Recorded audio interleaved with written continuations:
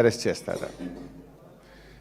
ఒక మంత్రి గారేమో గౌరవనీయులు జూపల్లి కృష్ణారావు గారు తెలంగాణ భవన్కి వస్తాను, 8 లక్షల కోట్ల అప్పు చేయలేదని నేను మీరు రుజువు చేస్తే అక్కడే రాజీనామా చేసి వెళ్తాను అన్నారు.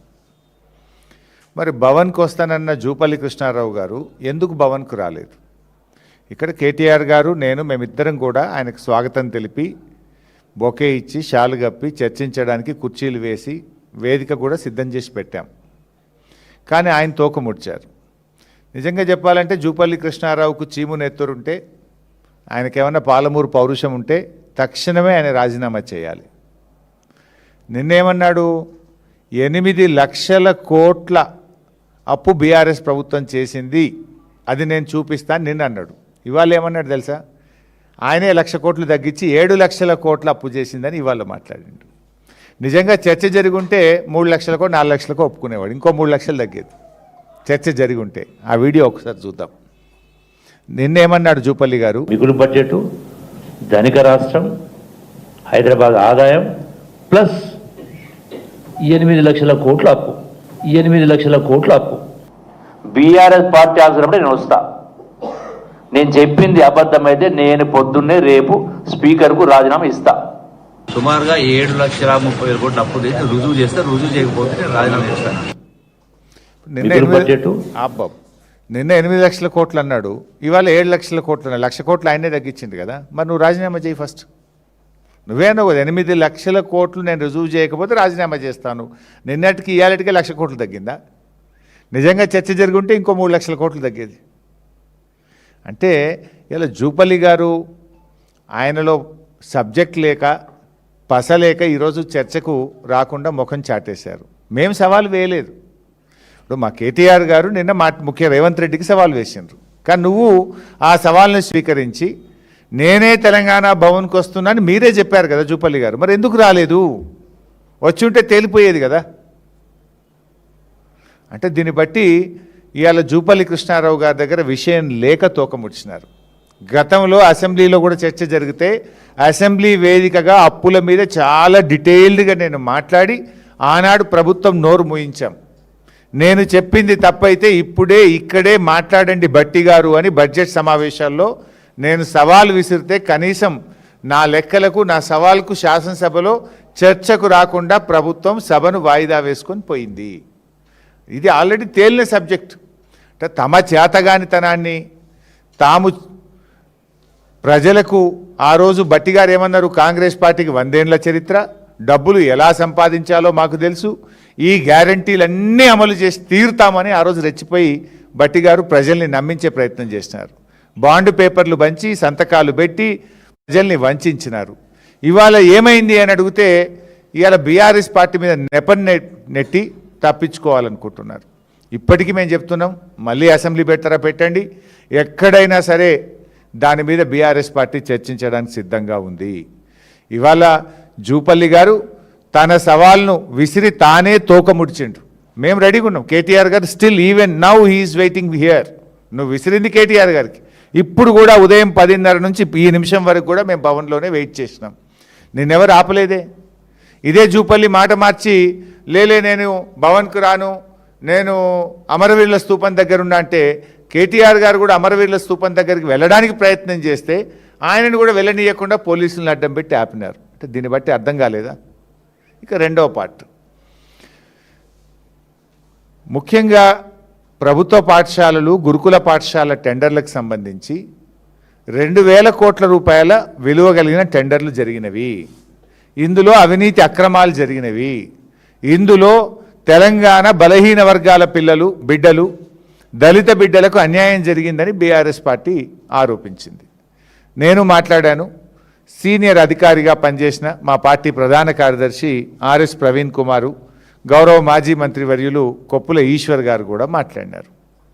ఈ అంశం మీద చర్చకు సిద్ధమని అనేకసార్లు అనడం, తోకముడ్చడం. దీంతో మా ఆర్ఎస్ ప్రవీణ్ గారు ఈరోజు సోమాజిగూడ ప్రెస్ క్లబ్లో ఉదయం 12 గంటలకు మేము వస్తున్నాం, మీరు రండి అని స్పష్టంగా ఆయన సవాల్ వేసినారు. ప్రెస్ క్లబ్ బుక్ చేసినారు, అన్ని ఏర్పాట్లు చేసిండ్రు. మరి ఎందుకు ప్రెస్ క్లబ్కు రాలేదు? ప్రెస్ క్లబ్కు రాకుండా ట్విస్ట్ ఇచ్చిండ్రు. ఏమని? లేదా ప్రవీణ్ కుమార్ గారు మీతో మేము మాట్లాడడం, హరీష్ రావు వస్తేనే మాట్లాడతాము అని ట్విస్ట్ ఇచ్చారు. యాక్చువల్గా నాకు ఇవాళ షెడ్యూల్డ్ ప్రోగ్రామ్ నా కాన్స్టిట్యున్సీలో 4-5 ఇంపార్టెంట్ ప్రోగ్రామ్స్ ఉండే. బట్ అయినా మీరు ట్విస్ట్ ఇచ్చినప్పుడు, నన్నే రమ్మన్నప్పుడు ఒక బాధ్యత కలిగిన నాయకుడిగా, ప్రధాన ప్రతిపక్షంగా నా ప్రోగ్రామ్స్ అన్ని క్యాన్సిల్ చేసుకొని మా ప్రవీణ్ అన్నకు ఫోన్ చేసుకొని నేను ఇక్కడికి వచ్చిన. సో కొప్పుల ఈశ్వర్ గారు, నేను, ఆర్ఎస్ ప్రవీణ్ గారు, మేము సోమాజిగూడ ప్రెస్ క్లబ్ పోవాలి. కానీ గౌరవ మంత్రులు కదా, వాళ్ళ మీద ఉండేటువంటి గౌరవంతో 3 మంత్రులు, సరేలే మనకు బేసిజాలు అవసరం లేదు, వాళ్ళు పిలిచిన దగ్గరికే పోదాం, ఏదో మేము పిలిచినాం సోమాజిగూడ, మేము ముందు సవాల్ వేసినాం, ఈడికే రా అని మేము జిద్దుకు పోలే. వాళ్ళు మంత్రులు, చలో గౌరవం ఇద్దాం, వాళ్ళు బిజీ ఉంటారు ప్రభుత్వంలో, వాళ్ళు పిలిచిన కాడికే వెళ్దామని మేము బయలుదేరినాం. బయలుదేరితే మమ్మల్ని మా కార్లను పోలీసులు ఆపేసినారు. అఫ్కోర్స్ ఇలా నాకు హిట్లరే మార్గదర్శకం అన్న ముఖ్యమంత్రి, ఆయనే హోంమంత్రి, ఇంతకుమించి ఆయన ఇంకేదో చేస్తాడని మేము కూడా ఏం ఆశించట్లేదు. నిజంగా మంత్రుల సవాల్ నిజమే అయితే, ఆ మంత్రులు చర్చకు సిద్ధం ఉంటుంటే మమ్మల్ని పోలీసుల చేత ఎందుకు అరెస్ట్ చేశారు? నిజంగా మీరు చర్చకు సిద్ధం ఉంటే మమ్మల్ని గన్ పార్క్ రానియాలి కదా. మేము మీడియాకు ముందే చెప్పినాం, మంత్రులు మమ్మల్ని గన్ పార్క్ ఆహ్వానించారు. సరే, మేము అన్నకాడికి వాళ్ళు రావట్లేదు కదా, వాళ్ళకి ఈగో ఉండొచ్చు, వాళ్ళు పెద్దలు కావచ్చు, మాకేం అట్లాంటివి లేవు, ప్రజల కోసం, రాష్ట్రం కోసం 2 అడుగులు తగ్గడానికి కూడా మేము సిద్ధమని మేము ఆడికి బయలుదేరినాం. సరే, బయట పోలీసులు అడ్డుకున్నారు. నేను 3 మంత్రులకు నా మొబైల్ నుంచి ఫోన్ చేశాను. పొన్నం ప్రభాకర్ గారికి ఫోన్ చేశాను, అడ్లూరు లక్ష్మణ్ గారికి ఫోన్ చేశాను, హజరుద్దీన్ గారికి ఫోన్ చేశాను. 3 ఫోన్లు రింగ్ అయినాయి, కానీ 3 ఫోన్లు ఎత్తలేదు. మరి మీరు రమ్మన్నారు, మమ్మల్ని ఏమో ఇక్కడ పోలీసులు ఆపుతున్నారు, మీరు కదా ప్రభుత్వం, పోలీసులకు చెప్పండి, మమ్మల్ని అలౌ చేయండి అని చెప్పడానికి 3 మంత్రులకు ఫోన్ చేస్తే మంత్రులు ఫోన్లు ఎత్తరు. పోలీస్ అధికారులకు చెప్పాం, అక్కడ మంత్రులు పిలిచారు, మేమేమి కొట్లాటకు పోతలేము, లా అండ్ ఆర్డర్ ఇష్యూ అసలే అవసరం లేదు, చర్చకు మాత్రమే వెళ్తున్నాం. మంత్రులే మమ్మల్ని పిలిచారు, మంత్రులు మాకు సవాల్ వేసినారు కనుక దాన్ని స్వీకరించి మేము వెళ్తున్నాం అన్నప్పుడు మరి మమ్మల్ని పంపించాలి కదా. మమ్మల్ని పంపకుండా ఇవాళ మమ్మల్ని అరెస్ట్ చేసి తీసుకుపోయి పోలీస్ స్టేషన్లో పెట్టారు. అంటే దీన్ని బట్టి ఏమర్థమవుతుంది? చర్చకు మీరు సిద్ధంగా లేరు. ఈ టెండర్లలో అవినీతి జరిగింది, ఈ టెండర్ల మీద చర్చ జరిగితే మీ అవినీతి, మీ బండారం బయటపడుతుందని ఇవాళ మమ్మల్ని అరెస్ట్ చేసి మీరు తప్పించుకున్నారు. ఇన్ఫ్యాక్ట్ మేము పోలీస్ స్టేషన్ నుంచి కూడా మీడియా ద్వారా పిలుపునిచ్చాం. సరే, మమ్మల్ని అరెస్ట్ చేసి అదేం పోలీస్ స్టేషనే, కంచన్బాగ్ పోలీస్ స్టేషన్లో పెట్టారు. రండి అని అక్కడ కూడా కుర్చీ ఏర్పాటు చేసినాం.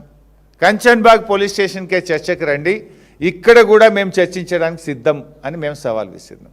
లేదు, మీ పోలీసులకు చెప్పండి, కంచన్బాగ్ పోలీస్ స్టేషన్ నుంచి మమ్మల్ని మీ పోలీస్ పహారాలో మమ్మల్ని సెక్రటరియట్కైనా, గన్ పార్క్ అయినా, అసెంబ్లీకైనా తీసుకెళ్ళండి, మేము మాట్లాడడానికి సిద్ధమని మీడియా ద్వారా ప్రభుత్వానికి, పోలీసులకు విజ్ఞప్తి చేసినాం. అయినా మమ్మల్ని వదిలిపెట్టలేదు. అంటే దీన్ని బట్టి ఏమర్థమవుతుంది? ప్రభుత్వం చర్చకు సిద్ధంగా లేదు, ప్రభుత్వం తోక ముడిచింది, పారిపోయింది అని చెప్పి అర్థమవుతా ఉంది. సాటుకు మాట్లాడేందుకు ఎదురుగానే మీడియా సమక్షంలో, ప్రజల సమక్షంలో కుండబద్దలు కొట్టినట్టు కుల్లా మాట్లాడుకుందామంటే ఎందుకు పోలీసులను అడ్డం పెట్టుకొని డ్రామాలు ఆడుతున్నారు? అంటే దీన్ని బట్టి ఇవాళ రాష్ట్ర ప్రజలకు క్లారిటీ వచ్చింది. ఈ ప్రభుత్వం అవినీతికి పాల్పడ్డది కనుకనే, ఈ ప్రభుత్వం చర్చకు సిద్ధంగా లేదు కనుకనే పోలీసులను అడ్డం పెట్టుకొని చర్చ జరగకుండా చేసింది అనేటువంటి విషయం ఇవాళ రాష్ట్ర ప్రజలకు అర్థమైంది. ఇవాళ లక్ష్మణ్ గారు ఒక మాట అన్నారు, మొన్న ఒక మాట అన్నారు, వారం కింద, 2 రోజుల కింద ఒక మాట అన్నారు, ఇవాళ ఒక మాట అన్నారు. సరే, మీలాగా ఆనాడు కాళేశ్వరం ప్రాజెక్టులో జరిగిన పనే 84,000 కోట్లు, 1,00,000 కోట్ల అవినీతి జరిగింది అని మీరు ఆ రోజు మా మీద బురద జల్లారు. ఎన్నికల ముందు లబ్ధి పొందారు. మీరు ఖర్చు పెట్టింది 84,000 అయితే 1,00,000 కోట్ల అవినీతి జరిగిందని ఆ రోజుల్లో మా మీద ఎంత బురద జల్లారు రాష్ట్ర ప్రజలందరికీ తెలుసు. మేము అట్లా బురద జల్లే రాజకీయాలకు మేము చేయదలుచుకోలేదు, చేయము కూడా. ఇవాళ లక్ష్మణ్ గారు ముందేమన్నారు, లేలే ఈ టెండరే 600 కోట్లదే అన్నారు. మళ్ళీ అదే లక్ష్మణ్ గారు నాలుక గరుచుకొని ఒక వారం తర్వాత లేలే ఇది 1150, 1200 కోట్లు అన్నారు. మేమన్నాం 2,000 కోట్ల రూపాయల టెండర్లు జరుగుతున్నాయి, దీంట్లో అవకతవకలు జరిగినాయి, దీంట్లో స్కామ్ జరిగింది అని మేమన్నాం. ఒకసారి లక్ష్మణ్ గారి వీడియో చూద్దాం. 683.78 లక్షలకి టెండర్ 683.78 లక్షలకి టెండర్ పిలవడం జరిగింది. ఆ నిబంధనలకు అనుగుణంగానే టెండర్ ఫైనల్ చేసి వారికి ఇవ్వడం జరిగింది. హరీష్ రావు ఒక కామెంట్ చేశారు, తన దగ్గర ఆధారాలు ముఖ్యంగా టెండర్లు సుమారుగా 2,000 కోట్ల వరకు అవినీతి జరిగిందని చెప్పి హరీష్ రావు చెప్తున్నారు. మీరు ఏమంటారు? టెండర్ వాల్యుయేషన్ ఎంత అండి? 1142 కోట్ల చిల్లర టెండర్. నువ్వే ముందేమన్నావు? 687 కోట్లు అన్నావు. వారం తర్వాత డేట్లు కూడా చూశారు, 1142 కోట్లు అన్నావు. ఇది మూడవ టెండర్. మూడవ టెండర్ ఏంటంటే, ఇది మూడవ టెండర్ నోటిఫికేషన్. ఇది ముఖ్యంగా మూడవ టెండర్లో ఇంతకుముందు ఎప్పుడైనా కూడా ప్రొవిజన్స్ అంటే పప్పులు, ఉప్పులు, నూనె, అదేవిధంగా పిల్లలకు అవసరమయ్యేటువంటి టూత్పేస్టు, పౌడర్లు, అదేవిధంగా hand wash, Dettol, sunflower oil, palm oil, వనస్పతి, విజయ నెయ్యి, పసుపు, కారం, ధనియా, ఇట్లాంటివన్నీ కూడా బీఆర్ఎస్ ప్రభుత్వంలో జిల్లా కలెక్టర్లే టెండర్లు పిలిచేవాళ్ళు. డిపిసి, డిస్ట్రిక్ట్ పర్చేస్ కమిటీ, కలెక్టర్లు, జాయింట్ కలెక్టర్లు, వివిధ గురుకుల అధికారులు కలిసి టెండర్లు పిలిచేవాళ్ళు. కానీ మీరు దాంట్లో కూడా అవినీతికి పాల్పడాలని ఆ టెండర్లలో కూడా మీ కన్నుబడి, ఇగో ఇది 800 కోట్ల రూపాయలకు మీరు పిలిచిన టెండర్, 800 crores టెండర్. దీంట్లో ప్రముఖ పత్రికల్లో కూడా గురుకుల కిరాణా టెండర్లలో 200 కోట్ల గోల్మాల్ అని పత్రికలు కూడా రాసినాయి. అయితే ఇప్పుడు నువ్వే చెప్పినావు కదా 1143, ఇది 800, ఎంత అయింది? 1943 కోట్లు. అంటే 2,000 కోట్ల రూపాయల టెండర్లు అయినట్టా కానట్టా? మరి నువ్వంటివి మొదలు 600, ఎక్కడ 2,000 కోట్లు అంటివి, మళ్ళంటివి 1143 అంటివి, ఈ మరి 800 కోట్లదేంది?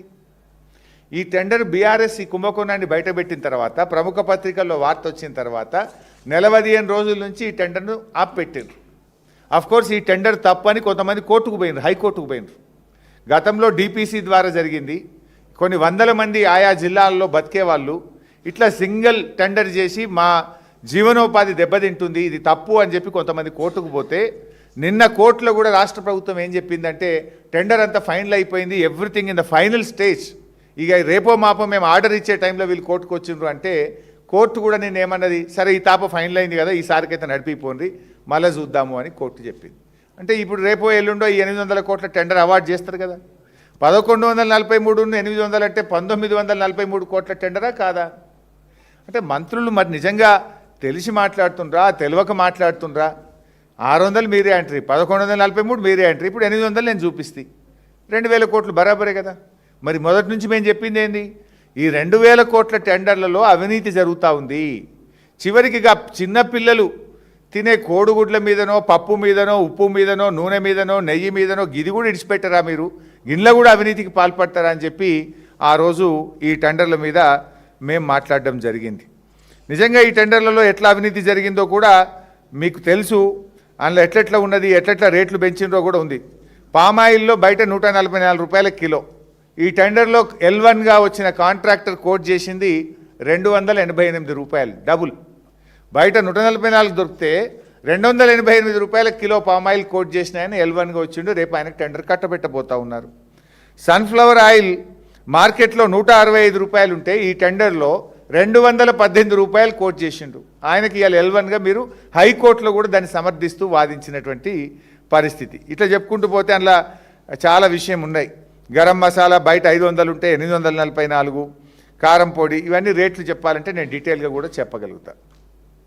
ఇదే కదా చర్చ జరుగుతాయి. ఇవాళ అన్నీ బయట పెడదామని పోయినాం మేము. ఇన్ డీటెయిల్డ్గా ప్రిపేర్ అయ్యి ట్రంక్ బాక్స్లో పెట్టుకొని మా ప్రవీణ్ అన్న మంచిగా బందోబస్తు పెట్టుకొని బయలుదేరినాం.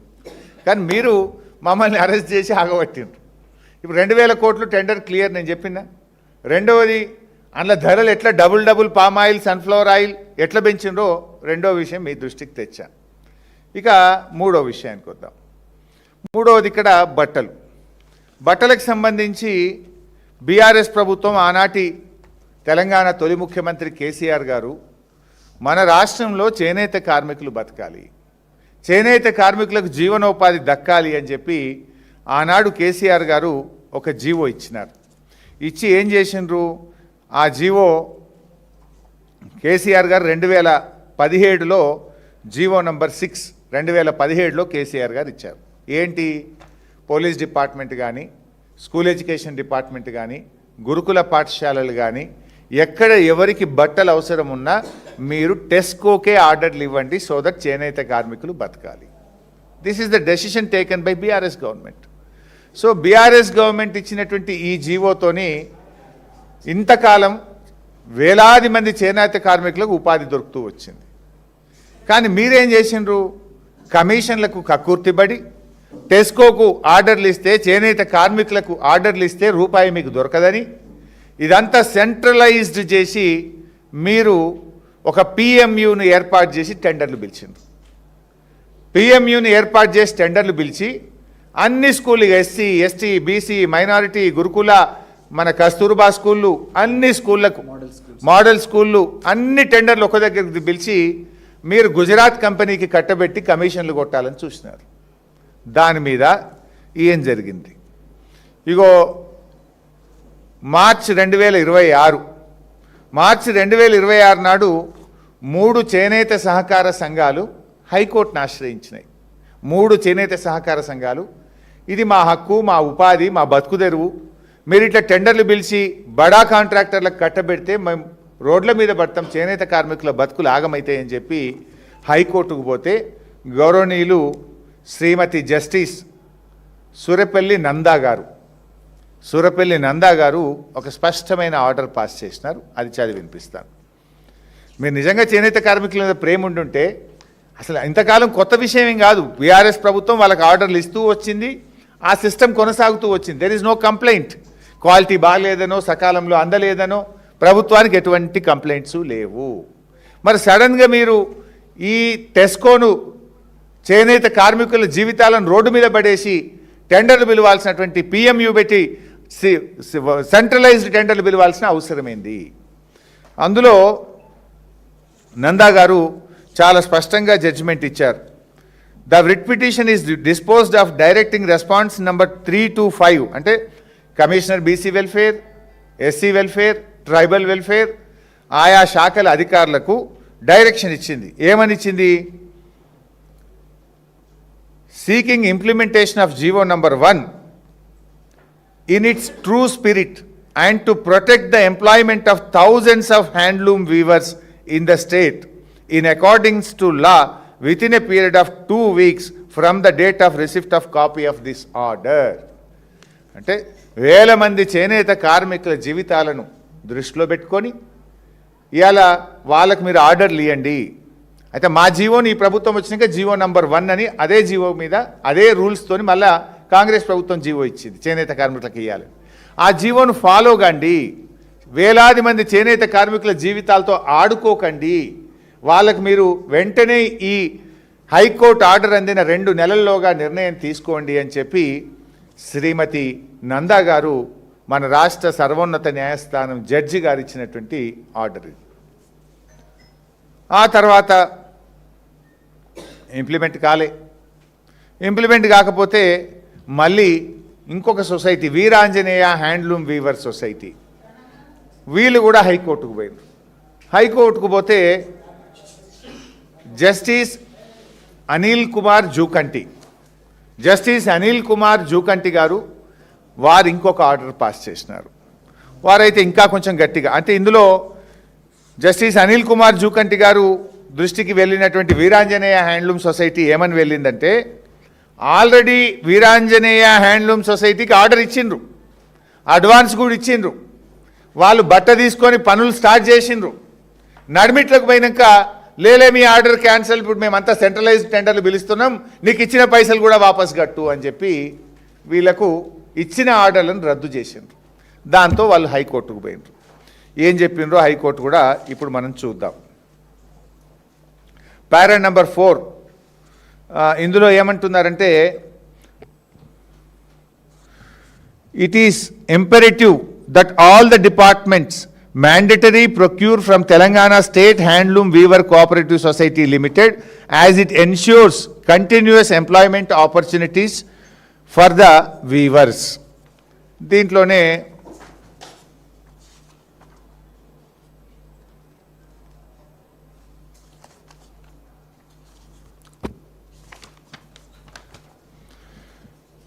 Para number 24. The members of weavers community are dependent on their sustenance and livelihood on the art of weaving.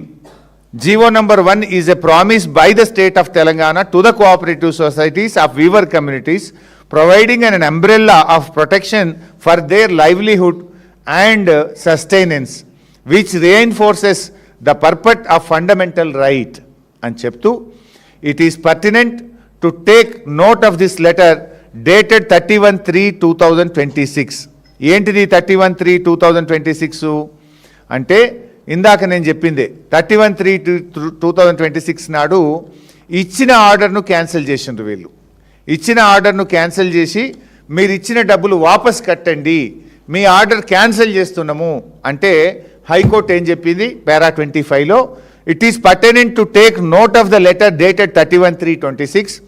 By this letter the state project directors Samagra Shiksha Abhiyan cancelled the earlier indent for supply of certain materials from TESCO for the academic year 26-27. The contents of the letters are as follows. ఆ letter details కూడా court mention చేసింది. 495 KGBVలకు order ఇచ్చినారు. దాంతోపాటు 4,01,00,000 రూపాయలు advance కూడా ఇచ్చారు. ఈ బట్టలన్నీ కూడా వెంటనే సప్లై చేయమని చెప్పారు. చెప్పి ఈ 31/3వ తారీఖు నాడు ఏం చేసిందంటే, it is requested to not to initiate the procurement procedure. Further, the advance released by the office towards this procurement wide reference third cited are to be returned to this office immediately to the following account number. అంటే Sarva Shiksha అభియాన్కు order ఇచ్చింది మొదలు. ఇచ్చినాక ఇప్పుడు వీళ్ళకి తర్వాత ఆలోచన వచ్చింది కమిషన్లు కొట్టాలి అన్నప్పుడు అన్ని డిపార్ట్మెంట్లకు చెప్పిండ్రు. స్కూల్ ఎడ్యుకేషన్ కమిషనర్, నువ్వేం టెండర్లు పిలవద్దు, అన్ని మాకు ఇచ్చేయి. Social welfare, BC welfare, tribal welfare అందరు కూడా మీరు ఎవ్వరు టెండర్లు పిలవద్దు, మీరు ఎవరు టెస్కోకి ఆర్డర్లు ఇవ్వద్దు, అన్ని మేమే టెండర్ పిలుస్తాం అంటే పాపం అప్పటికే, ఎందుకంటే జనరల్గా ఎప్పుడైనా డిసెంబర్ జనవరిలోనే ఆర్డర్ ఇస్తారు, జూన్లో స్కూల్ స్టార్ట్ అయ్యే వరకు బట్టలు కుట్టి రెడీగా పెట్టి ఇస్తుంటాం అన్నట్టు. ఇది గత 10 ఏళ్ళుగా బీఆర్ఎస్ ప్రభుత్వం చేస్తూ వచ్చింది. సడన్గా రేవంత్ రెడ్డి గారి ప్రభుత్వానికి ఏమొచ్చింది, కమిషన్లు కొట్టాలి, ఇంట్లో కూడా ఛాన్స్ ఉన్నది, దీన్ని కూడా వదలొద్దు అనుకున్నారు. మీరు ఆర్డర్లు క్యాన్సిల్ చేయండి అంటే ఇచ్చిన ఆర్డర్ను క్యాన్సిల్ చేసి పైసలు వాపస్ ఇవ్వండి అని చెప్పి వాళ్ళు ఆ సొసైటీకి టెస్కోకు పీడీ సర్వశిక్ష అభియాన్ లెటర్ రాయడం జరిగింది. సో దీని అంతా కూడా విని చాలా డీటెయిల్గా ఉంది కానీ కోర్టు ఫైనల్గా చెప్పింది చెప్తాను. The respondent authorities and the department shall approach the TESCO at the earliest without any delay. Needless to state that the letter dated 31/3/2026 has to be set aside and it is accordingly set aside. అంటే 31 నాడు మీరు order cancel చేసింది తప్పు, ఆ ఆర్డర్ను మేము రద్దు చేస్తున్నాము, వెంటనే టెస్కోతో మాట్లాడండి, వాళ్ళకు ఆర్డర్లు ఇవ్వండి అని చెప్పి జస్టిస్ అనిల్ కుమార్ జూకంటి గారు కూడా చేనేత కార్మికుల పక్షాన ఇచ్చిన 2వ హైకోర్టు ఆర్డర్. ఇక 3వది మీ సహచర మంత్రి కొండా సురేఖ గారు. ఆమె చేనేత బిడ్డ కాబట్టి పాపం చేనేత కార్మికుల కుటుంబం నుంచి వచ్చింది కనుక చేనేత కార్మికుల బాధలు తెలుసు కనుక ముఖ్యమంత్రికి రాసిన లేఖ ఇది. This is official letter written by Konda Surekha to the honourable chief minister. ఏం రాశారు? చేనేత ఉత్పత్తులకు కేంద్రీకృత టెండర్ విధానం నుంచి మినహాయించండి. చేనేత కార్మికుల జీవనోపాధి పరిరక్షణ దృష్ట్యా చేనేత ఉత్పత్తులను కేంద్రీకృత టెండర్ విధానం నుంచి మినహాయించాలని సమాఖ్య పలుమార్లు విజ్ఞప్తి చేసినప్పటికీ ఇప్పటి వరకు ఆ అంశంపై అనుకూల నిర్ణయం తీసుకోకపోవడంతో చేనేత కార్మికులందరూ ఆందోళన వ్యక్తం చేస్తూ ఉన్నారు, ధర్నాలు చేస్తూ ఉన్నారు అని కొండా సురేఖ గారు ముఖ్యమంత్రి గారికి రాశారు. రాస్తూ జీవో నంబర్ 1 ప్రకారంగా అన్ని సంక్షేమ శాఖలకు అవసరమైన బెడ్షీట్లు, కార్పెట్లు టెస్కో నుంచి మాత్రమే కొనండి అని వారు రాశారు. ఇంకా చాలా పెద్దగా ఉంది లెటర్, నేను షార్ట్ కట్ చేసి చదువుతున్నాను. పై అంశాలన్నీ సానుకూలంగా పరిశీలించి ముఖ్యంగా చేనేత ఉత్పత్తులను ఈ సెంట్రలైజ్డ్ టెండర్ నుంచి మినహాయించి తక్షణమే వీళ్ళకి ఆర్డర్లు ఇవ్వండి. ఈ నిర్ణయం ద్వారా వేలాది మంది చేనేత కార్మికులు మరియు వారి కుటుంబాల జీవనోపాధి పరిరక్షించడమే కాకుండా ప్రభుత్వ సంస్థలకు నాణ్యమైన చేనేత ఉత్పత్తుల సరఫరా కూడా నిరంతరం కొనసాగుతుంది. గౌరవ ముఖ్యమంత్రి వర్యులు దయాపూర్వక పరిశీలనార్థం మరియు తగిన ఆదేశాల కోసం ఈ లేఖ సమర్పించడమైనది. ఈ గౌరవ ముఖ్యమంత్రి రేవంత్ రెడ్డి గారికి దయాపూర్వక పరిశీలనార్థము అన్నది. అంటే ఆ ముఖ్యమంత్రికి దయ లేదు, చేనేత కార్మికుల దయ లేదు. దయ ఎవరి మీద ఉన్నది? గుజరాత్ దళారుల మీద ఉన్నది, మఫత్లాల్ మీద దయ ఉన్నది రేవంత్ రెడ్డికి. నీ క్యాబినెట్ మంత్రి, నీ సహచర మంత్రి వేలాది మంది చేనేత కార్మికులు రోడ్డు మీద పడతారు. ఆ చేనేత కుటుంబం నుంచి వచ్చిన బిడ్డగా, రాష్ట్ర మంత్రిగా గత 10 ఏళ్ళు బీఆర్ఎస్ ప్రభుత్వం చేనేత కార్మికుల్ని కాపాడింది. నువ్వు కూడా దాన్ని కొనసాగించు, వాళ్ళ జీవితాలు రోడ్డు మీద వెయ్యకు అని చెప్పి స్వయంగా నీ రాష్ట్ర క్యాబినెట్ మంత్రి దయాపూర్వక విజ్ఞప్తి చేస్తే నువ్వేమో నిర్దయగా చేనేత కార్మికుల్ని రోడ్డు మీద పడేసినావు. ఎందుకు పడేసినావు? కమిషన్ల కోసం, జస్ట్ ఫర్ కమిషన్స్. హైకోర్టు ఒకరు కాదు, జస్టిస్ అనిల్ కుమార్ జూకంటి గారు చేనేత కార్మికులకు ఇవ్వండి, వాళ్ళ ఉపాధి రోడ్డు మీద వేయొద్దు అన్నారు. జస్టిస్ సురేపల్లి నందా గారు చేనేత కార్మికుల్ని కాపాడండి, జీవో 1 అమలు చేయండి, వాళ్ళ జీవితాలు రోడ్డు మీద వేయొద్దు అని చెప్పారు. నీ క్యాబినెట్ మంత్రి, నీ సహచర మంత్రి చేనేత ముద్దుబిడ్డ కొండా సురేఖ గారు కూడా చేనేత కార్మికులను కాపాడు నీ దయా హృదయంతో అంటే నిర్దయగా చేనేత కార్మికులను నడి రోడ్డు మీద పడేసి నువ్వు నీ దయా కమిషన్లు ఇచ్చే గుజరాత్ మఫత్లాల్ల మీద నీ దయా హృదయాన్ని చూపించినవు రేవంత్ రెడ్డి. ఇది మేము మాట్లాడుతున్నది. ఇంతకంటే ఇంకే ఆధారాలు ఏం కావాలి? ఇది ఇట్లా చేసిండ్రు అంటే బీసీలు, తెలంగాణ బీసీ బిడ్డలు చేనేత కార్మికుల్ని రోడ్డు మీద పడేసింది కాంగ్రెస్ ప్రభుత్వం. నాడు కేసీఆర్ గారు చేనేత బిడ్డల కోసం అన్ని రకాల బట్టలు, పోలీసులు కానీ, స్కూళ్ళు కానీ, కాలేజీలు కానీ ఎక్కడ గవర్నమెంట్ కొన్నా కూడా వీళ్ళకే ఇవ్వాలి, వీళ్ళని కాపాడాలని కేసీఆర్ గారి హృదయం. మీరు కార్మికులు ఏడబోతేంది, నాకు కమిషన్లు వచ్చేటోడు కావాలి, నాకు మఫత్లాలే ముద్దు, చేనేత కార్మికులు వద్దు. This is the policy of the Congress and Revanth Reddy government. ఈ ఆధారాలు మేము చూపిస్తామంటే ఇవాళ మమ్మల్ని అరెస్ట్ చేసిండ్రు. మేము చెప్తున్నాయి మా నోటి మాటలు కావు, high court orders, your cabinet colleague letter, అన్ని ఆధారాలతో మేము మాట్లాడుతున్నాం.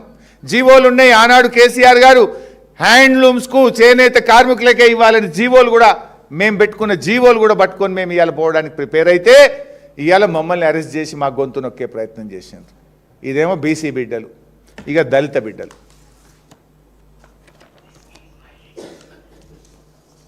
బీఆర్ఎస్ ప్రభుత్వం ఆనాడు కేసీఆర్ గారు 2022లో ఇచ్చిన జీవో ఇది, జీవో నంబర్ 110. ఏంటి జీవో? రాష్ట్రంలో మైనార్టీ గురుకులాలు, ట్రైబల్ గురుకులాలు, బీసీ గురుకులాలు, సోషల్ వెల్ఫేర్ గురుకులాలు, police department, school education, intermediate board and government undertakings, government companies, government agencies, మీరెవ్వరు కూడా బూట్లు కొనాలన్నా, బట్టలు కొనాలన్నా, షూస్ కొనాలన్నా, బెల్ట్ కొనాలన్నా మీరు లిడ్ క్యాప్కు మాత్రమే ఆర్డర్లు ఇవ్వాలి. లిడ్ క్యాప్ ద్వారా తెలంగాణ దళిత బిడ్డలు బతకాలి అని చెప్పి ఇది కేసీఆర్ గారు బీఆర్ఎస్ ప్రభుత్వం ఇచ్చిన GO. This is the GO, GO 110. ఎప్పుడు? 21 జూలై 2022. అయితే వీళ్ళేం చేసిండ్రు? అప్పటిదాకా వీళ్ళకి ఆర్డర్లు వస్తున్నాయి. ఇది గమ్మత్ ఏంటంటే గవర్నమెంట్లో 2 డిపార్ట్మెంట్లు కొట్లాడుకోవడం. లిడ్ క్యాప్ అనేది గవర్నమెంట్ డిపార్ట్మెంటే. లిడ్ క్యాప్ ఎవరితో కొట్లాడుతుంది? ఎడ్యుకేషన్ డిపార్ట్మెంట్తో ఆర్డర్లు మాకు ఇవ్వండి అని కొట్లాడుతుంది. వెల్ఫేర్ అండ్ ఎడ్యుకేషన్ డిపార్ట్మెంట్స్తో ఇండస్ట్రీస్ డిపార్ట్మెంట్లో భాగంగా ఉన్న లిడ్ క్యాప్ పోరాటం చేస్తుంది. హ్యాండ్లూమ్స్ డిపార్ట్మెంట్ ఎవరితో కొట్లాడింది? TESCO is part of handlooms and industries department. అరే ఈ బట్టల ఆర్డర్లు ఎప్పుడు మాకే వచ్చినాయి, మాకే ఇవ్వండి అని కొట్లాడింది. లాస్ట్ కోర్టుకు పోయింది. ఒక డిపార్ట్మెంట్ ఇంకో డిపార్ట్మెంట్ మీద కోర్టుకు పోయింది. ఇండస్ట్రీస్ డిపార్ట్మెంటు, వెల్ఫేర్, ఎడ్యుకేషన్ డిపార్ట్మెంట్ల మీద హైకోర్టుకు పోయింది. ఈ లెదర్ డిపార్ట్మెంట్ అంటే లిడ్ క్యాప్ ఇండస్ట్రీస్ డిపార్ట్మెంటు అరే ఈ బెల్టులు, షూజు, టై మాకే ఆర్డర్లు ఇవ్వండి అని ఎడ్యుకేషన్ అండ్ వెల్ఫేర్ డిపార్ట్మెంట్ మీద హైకోర్టుకు పోయింది. ఇదంతా సిగ్గుచేటిది. ఒక ముఖ్యమంత్రి, ఒక చీఫ్ సెక్రటరీ మీరు కూర్చొని మాట్లాడి పరిష్కరించాల్సింది మీకు మీరే ఒక డిపార్ట్మెంట్ ఇంకో డిపార్ట్మెంట్ మీద దరఖాస్తులు పెట్టుకున్నాడు, కోర్టులకు పోవుడు. ఇది కాదు ఆ స్కామ్కు నిదర్శనం. ఇంకేం కావాలి? ఇక ఇది అయితే కేసీఆర్ గారు ఆనాడు మా దళిత బిడ్డలు మా పిల్లలు పైకి రావాలి, మా పిల్లలకు ఉపాధి దొరకాలి అని చెప్పి మేము ఆ విధానాన్ని పాటించినాం.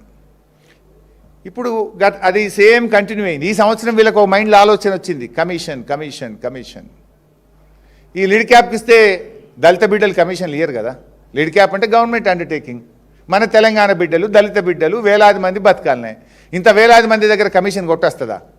ఈ లిడ్ క్యాప్ నుంచి గుంజుకోవాలి, దళిత బిడ్డల నోరు కొట్టాలి, మఫత్లాల్కు గుజరాత్ కంపెనీకి కట్టబెట్టాలి, కమిషన్ కొట్టాలి. అందుకోసం దీన్ని ఆగం చేసింది. ఇగో ఇప్పుడు లెటర్లు, పాపం మా గౌరవ మంత్రి లక్ష్మణ్ గారు ఎక్కడ ఏమీ జరగలేదన్నారు. లిడ్ క్యాప్ ఇది గౌరవ మంత్రి లక్ష్మణ్ గారికి రాసిన లెటర్. లిడ్ క్యాప్ ఏం రాసింది, ఎప్పుడు రాసింది? 7 ఏప్రిల్ 2026 లక్ష్మణ్ గారికి రాసిన లెటర్ ఇది. ఏం రాశారు? Honourable minister scheduled caste department.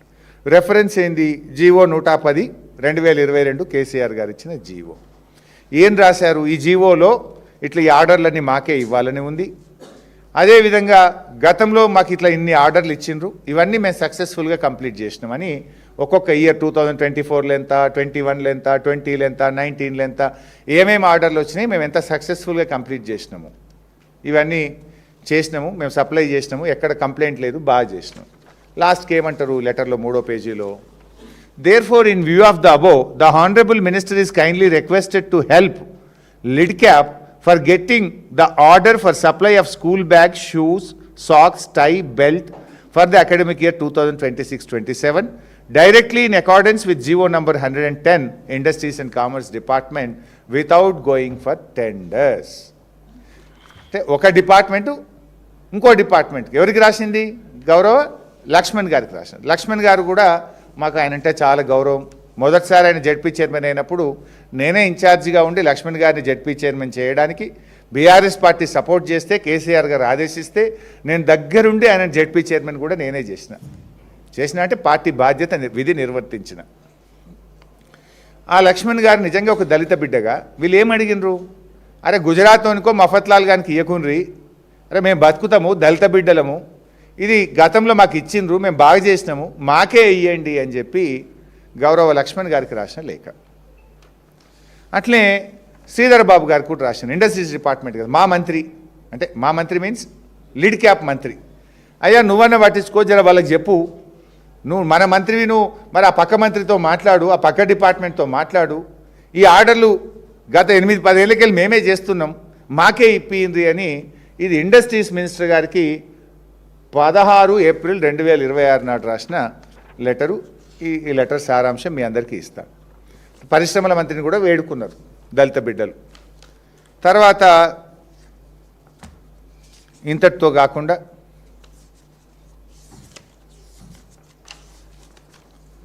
ఇది చైర్మన్ పిఎంయు అంటే ఒక ఆయన ఈ సెంట్రలైజ్డ్ టెండర్లు పిలవడానికి ఒక చైర్మన్ పెట్టింది కదా, ఒక ఐఏఎస్ ఆఫీసర్, ఆయనకు లెటర్ రాసిండ్రు 7 ఏప్రిల్ 2026 మంత్రుల కంటే ముందు ఈయనకు రాసిండ్రు.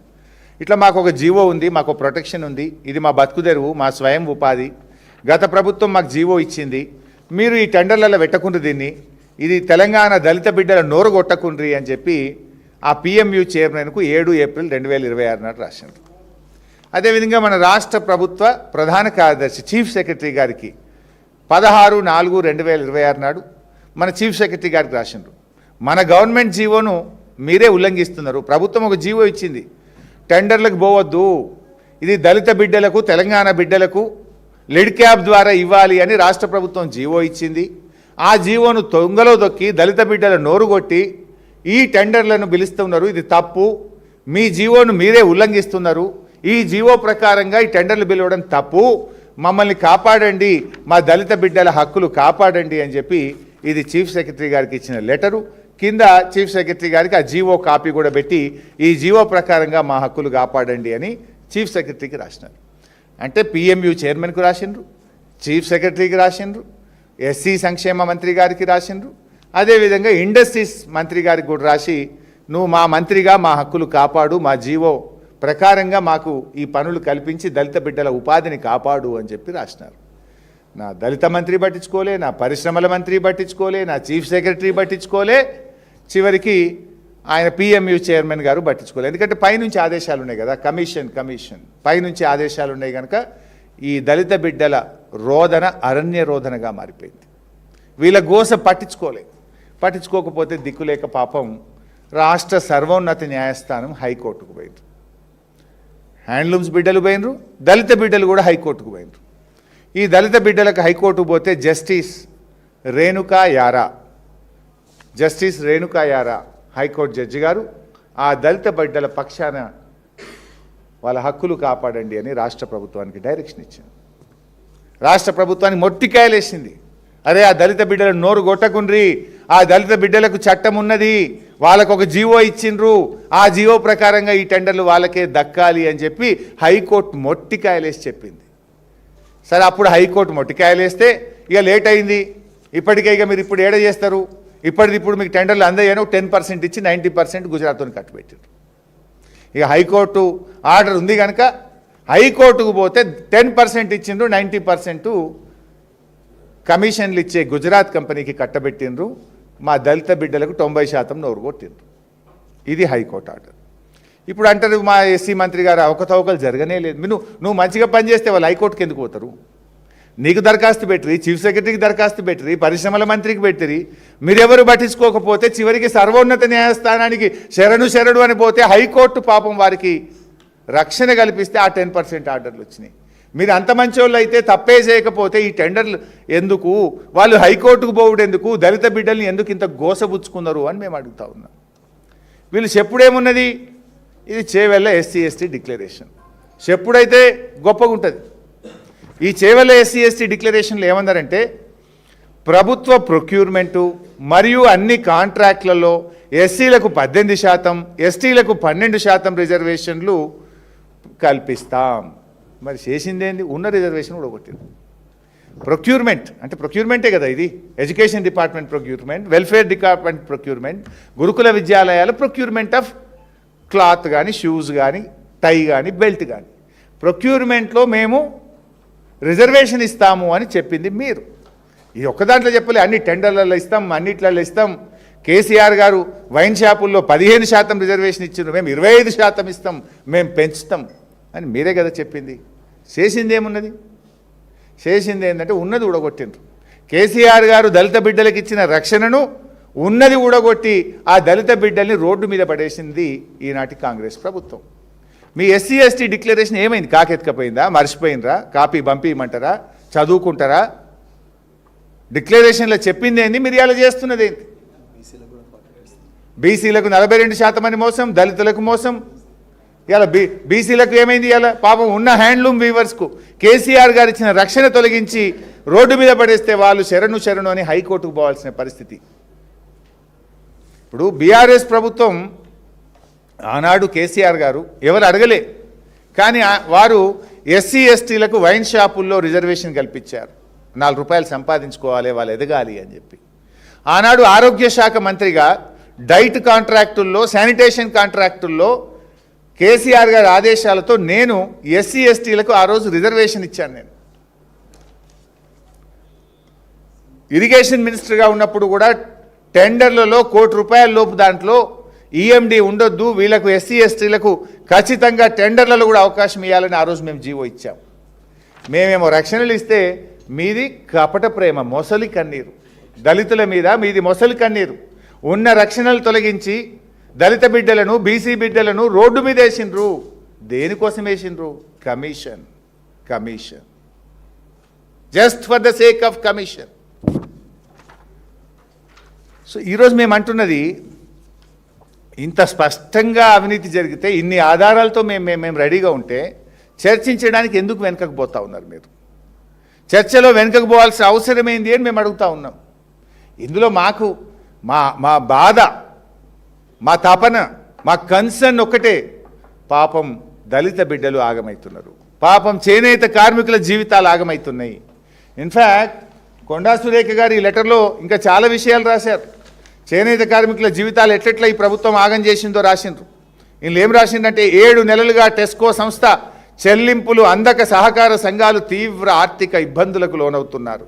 థ్రిఫ్ట్ ఫండ్ పథకంలో ప్రభుత్వం వాటా చెల్లించక RD2 మొత్తానికి సంబంధించిన పెండింగ్ బకాయిలు వెంటనే విడుదల చేయండి. గతంలో అమల్లో ఉన్న, గతం అంటే బీఆర్ఎస్ హయాంలో అమల్లో ఉన్న 20% నూలు సబ్సిడీని పునరుద్ధరించి చేనేత సహకార సంఘాలను కాపాడుండ్రి. అంటే బీఆర్ఎస్ చేసిన పనిని ఒప్పుకున్నారు, థ్యాంక్స్ చెప్తాం వారికి. ఇట్లా ఇవి బీసీ బిడ్డలు మీరు ఎట్లా రోడ్డు మీద పడేసినారు? ఇది నేను చెప్పలే, నీ మంత్రి, నీ క్యాబినెట్ కొలీగ్ చేనేత బిడ్డే చెప్తుంది. సో అవర్ కన్సర్న్ ఈజ్, నువ్వు కమిషన్లు తిన్నవా, నువ్వు ఏమైనావు, అది ప్రజలు చూస్తారు, దేవుడు చూస్తాడు. కానీ మా బాధ ఏంటంటే 40-50 వేల చేనేత కుటుంబాలు రోడ్డు మీద పడుతున్నాయి. వేలాది మంది దళిత బిడ్డల బతుకులు ఆగమవుతున్నాయి. ఈ కమిషన్కు నువ్వు మరిగినాక వచ్చే సంవత్సరం కూడా ఖతం చేస్తావు కదా. ఇది 10 ఏండ్ల నుంచి వాళ్ళు ఏదో కొంత బాగుపడి తెలంగాణలో, మా తెలంగాణలో మేము మంచిగుంటామని చెప్పి వాళ్ళు ఏదో మంచిగా బతుకుతుంటే వాళ్ళ నోళ్ళు కొడుతున్నావు కదా. నెక్స్ట్ టైం కూడా ఖతం చేస్తావు కదా. వాళ్ళ జీవితాలు ఖతమవుతాయి కదా. అది మా కన్సర్న్. మా కన్సర్న్ చేనేత బిడ్డలు, మా కన్సర్న్ దళిత బిడ్డలు. వాళ్ళు ఇలా హైకోర్టుకు పోయి ఎక్కడెక్కడికో తిరిగి దరఖాస్తులు పెట్టి దండం పెట్టి తిరిగి వేసారిపోయింది కదా. ఈరోజు పరిస్థితి ఏం తెలుసా? ఇంత చేసిన రవిలు. నేను ఐఎమ్ ఛాలెంజింగ్ దిస్ గవర్నమెంట్. స్కూళ్ళు స్టార్ట్ అయ్యి 4 రోజులు అవుతుంది, నోట్బుక్లు వచ్చినాయా? ఇప్పటికి నోట్బుక్లు రాలే. అదో పెద్ద కథ చెప్తే నోట్బుక్లల్లా. వీళ్ళు అనుకున్న వాళ్ళకు టెండర్ రావాలని వాటర్ మార్క్ నోట్బుక్లకు వాళ్ళు మాత్రమే టెండర్ వేయాలన్నారు. వాటర్ మార్క్ దేనికి వాడతామంటే మన నోట్లకు వాడతాం. Reserve bank of India currency కోసం వాడుతుంది water mark. Judicial stamp papers కోసం వాటర్ మార్క్ వాడతారు. కానీ వీళ్ళు ఏం చేసిండ్రు, పిల్లలకు దేశంలో కాదు ప్రపంచంలో ఎవరు వాడరు. వీళ్ళు అనుకున్న వాళ్ళకి టెండర్ రావాలి, 150 కోట్ల కమిషన్ రావాలని, వాటర్ మార్క్ క్వాలిటీ ఉన్న వాళ్ళు మాత్రమే టెండర్లో పాల్గొనాలని పెట్టారు. ఈ దేశంలో 3కో 4కో పంజాబ్లో తప్ప ఎవరికి లేదు. అంటే వాళ్ళకే టెండర్ రావాలి, కమిషన్ కొట్టాలి. దీన్ని ప్రవీణ్ బయట పెడితే, మేము బయట పెడితే, ఇప్పుడు రద్దు చేసి మళ్ళా నిన్న మొన్న ఏయో బయటపడడం దొరికిపోయినామని మళ్ళా దానికి ఇచ్చిండ్రు, STCకి ఇచ్చిండ్రు, స్టేట్ ట్రేడింగ్ కార్ప్. 135 కోట్ల నుంచి 50 కోట్లకు తగ్గింది. అంటే 85 కోట్లు బీఆర్ఎస్ పోరాటం వల్ల రాష్ట్రానికి మిగిలినాయి. అయితే ఈ ఆలస్యం వల్ల ఇప్పటికి నోట్బుక్ రాలే. స్కూల్ స్టార్ట్ అయినా నెల రోజులైనా కూడా ఇప్పటికి నోట్బుక్లు రాలే. నేను అడుగుతున్నా ముఖ్యమంత్రి, నీ మన్మనికి నోట్బుక్ లేకుండా స్కూల్ దోల్తావా? IAS అధికారులు మీ మన్మన్లో నోట్బుక్లు లేకుండా స్కూల్కు దోల్తారా? పాపం వీళ్ళు దళిత బిడ్డలు, బీసీ బిడ్డలు, గిరిజన బిడ్డలు, మైనార్టీ బిడ్డలు కనుక నోట్బుక్లు లేకుండా నెల రోజులైనా చదువుకోవాలి. ఏం చదువుకోవాలి? గతంలో చేనేతకు ముందే ఆర్డర్స్ ఇస్తే స్కూళ్ళు స్టార్ట్ అయ్యే నాటికి ఒక జత బట్టలు కుట్టి వాళ్ళకి ఇచ్చే అవకాశం ఉండే. ఇప్పటికి బట్టనే రాలే, కుట్టుడు ఎక్కడిది? ఇంకా వాడు గుజరాతోడు కమిషన్ ఇచ్చిండో లేదో, మీరు పేమెంట్ ఇచ్చిండో లేదో, వాడు బట్ట ఎప్పుడు ఇస్తాడో, నువ్వు కుడతావెప్పుడో ఇస్తావెప్పుడో. అంటే మీ ఉద్దారకం వల్ల పిల్లల జీవితాలు ఖరాబ్ అవుతున్నాయని మా ఆవేదన. పిల్లల చదువులు ఆగమవుతున్నాయి. అరే నోట్బుక్లు రాకపోయాయి, వాళ్ళకి బట్టలు రాకపోయాయి, షూస్ లేవు, టై లేదు, పండుకుందామంటే కింద బెడ్షీట్ లేదు, కప్పుకుందామంటే షెద్దర్ లేదు, ట్రంక్ బాక్స్ లేదు, ప్లేటు లేదు, గ్లాసు లేదు. మీ తప్పుడు చర్యల వల్ల పిల్లల జీవితాలు ఖరాబ్ అవుతున్నాయి అన్నదే మా కన్సర్న్. దీనికోసం మేము మాట్లాడుతున్నాం. మాకేమున్నది ఇలా? ఇది అడగడం తప్ప, ఇది నేరమా? ఇది అడిగిన పాపానికి మా ప్రవీణ్ అన్న సతీమణి ఒక మంచి అధికారిగా పనిచేశారు. నేను మార్కెటింగ్ శాఖ మంత్రిగా పనిచేశాను. సోదరిమణి లక్ష్మీబాయి గారిని ప్రవీణ్ అన్న గట్టిగా గర్జిస్తుండని, ప్రశ్నిస్తుండని, నిలదీస్తుండని, వారిని అలా ఆగమేఘాల మీద ముఖ్యమంత్రి గారు చెప్పినట్టున్నాడు ఇవాళ పొద్దుగాల ఆర్డర్ ట్రాన్స్ఫర్ చేసేసాను. ది బెస్ట్ ఆఫీసర్ ఆ శాఖకే ఆవిడ మార్కెటింగ్ శాఖకు ఒక పెద్ద ఆయువు పట్టు, సమగ్రమైన అవగాహనతో పనిచేస్తారు. ఎందుకు నేను అంత అథారిటీగా చెప్తున్నా అంటే I worked as marketing minister for 5 years. I know her. ఇవాళ మా ప్రవీణ్ అన్న పోరాటం చేస్తే ఇంత చిల్లర, ఇంత చీప్ టాక్టిక్సా? ఇప్పుడు శ్రీధర్ బాబు గారి వైఫ్ కూడా IAS ఆఫీసర్ ఉండే. మేము ఎప్పుడన్నా Sridhar Babu is different, is politics, is a politician, ఆయనతో కొట్లాడతాం. ఆయన భార్య మీద మాకెందుకు? అద్భుతమైన అవకాశాలు వారి సతీమణికి బీఆర్ఎస్ పార్టీ కల్పించలేదా? ప్రవీణ్ అన్న కూడా ఆ రోజు BSPలో ఉండే, విమర్శిస్తుండే. అట్లని మేము ఎప్పుడన్నా ఆలోచించినామా? ఇదేం రాజకీయము?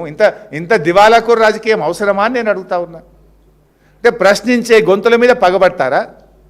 అంటే మీరు చెప్పినట్టు వినకపోతే ఆర్మ్ ట్విస్టింగు, భయభ్రాంతులకు గురి చేయడము, అక్రమ కేసులు పెట్టడము, భద్రత తగ్గించడము, గన్మెన్లను తీసేస్తామనుడు, లేదా బుల్లెట్ ప్రూఫ్ కార్ తీసేస్తామనుడు. అంటే ప్రవీణ్ గారి జీవితాన్ని రిస్కులో పెడతారు. ప్రవీణ్ గారి సతీమణిని అప్రధానమైన శాఖలోకి, జీతం రాని శాఖలోకి ట్రాన్స్ఫర్ చేస్తారా? Is it the way of doing things? జీవితమంతా మార్కెటింగ్ శాఖలో వారు పనిచేస్తే ఇప్పుడు తీసుకుపోయి కోఆపరేటివ్ హౌసింగ్ ఫెడరేషన్లు వేసిండ్రు. In fact there is a rule in the government, retire అయ్యే సంవత్సరం ముందు ట్రాన్స్ఫర్ చేయకూడదు. ఎవరైనా ఒక అధికారి రిటైర్ అయితే if he or she is in the last year of service they should not be transferred. ఆవిడకున్న సర్వీస్ 1 year ఇప్పుడు ఆ జీవోను కూడా ఉల్లంఘిస్తూ ఈరోజు వారిని ట్రాన్స్ఫర్ చేసినారు. ఇదంతా కూడా మీరు ప్రశ్నించే గొంతుల మీద చేసే దాడి. నీతిగా నిజాయితీగా ఇవాళ ప్రజల పక్షాన మేము పోరాడితే ఇవాళ మా మీద పగబెట్టి ఈ రకమైనటువంటి కుట్రలకు పాల్పడుతూ ఉన్నారు. ఇంకా చాలా విషయాలు ఉన్నాయి నా దగ్గర. ఇవాళ ఒక పార్ట్, ఎందుకంటే ఇప్పటికే లెంతీ అయింది, ఒక్క పార్ట్ మాత్రమే విడుదల చేసిన. I have many documents to go. ఇంకా ఫైనాన్స్లో కూడా చాలా మాట్లాడేది ఉంది, కానీ సబ్జెక్ట్ లెందీ కావద్దని ఒక పార్ట్ ప్రజలకు తెలవాలి. అసలు ఎందుకు బీఆర్ఎస్ పోరాడుతుంది? బీఆర్ఎస్ ఆరాటం పోరాటం చేనేత కార్మికుల కోసం, దళిత బిడ్డల కోసం, గురుకులాల్లో చదివే 6 లక్షల మంది పిల్లల భవిష్యత్తు కోసం బీఆర్ఎస్ ఆరాటం పోరాటం అనే విషయం రాష్ట్ర ప్రజలకు తెలవాలనేటువంటి ప్రయత్నంలో ఇవాళ కొంత మాత్రమే రిలీజ్ చేసినాం. మిగతాది మళ్ళా సమయం సందర్భాన్ని బట్టి అసెంబ్లీలో అయితే అసెంబ్లీలో, బయట అయితే బయట రిలీజ్ చేస్తాం. ఇప్పుడు గౌరవనీయులు ప్రవీణ్